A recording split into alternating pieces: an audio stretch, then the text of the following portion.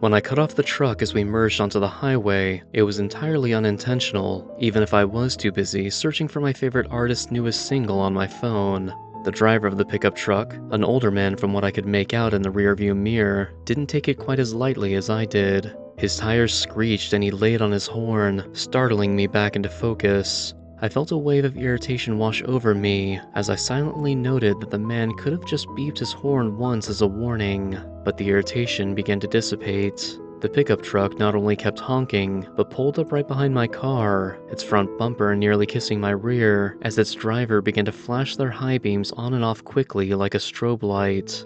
Irritation turned to embarrassment, the embarrassment into concern, and the concern into fear. With the truck so close behind me, I could no longer see the driver, just the grille and headlights, and its horn was so loud that I couldn't even hear the sound of my own engine. I realized I had just cut off a madman. My fear bubbled over into panic as I tried to maneuver my car to the nearest off-ramp of the highway, hoping to lose the man with some quick turns down residential streets, but I got nowhere near that exit. Instead, I felt a jolt, and the truck's bumper connected with the rear corner of mine, and before I could think, the world spun around me, the steering wheel twisted in my arms, and the seatbelt locked in place as I felt my head smash against the window of the driver's door, unable to hear the crack over the sound of the still blowing horn.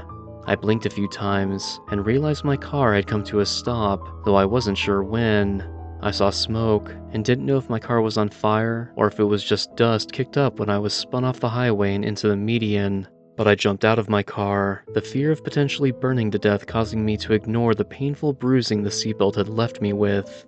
And right next to where I had stumbled out of my car was the driver's side door of the truck, completely stopped, its horn finally silent. And I looked through the open window of that door and saw the older man who had been driving it, motionless.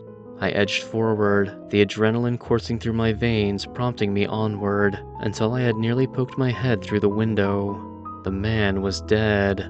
His body was stiff, his skin was a sallow pale, his stench was ripe, and his lips had curled back into a rictus grin.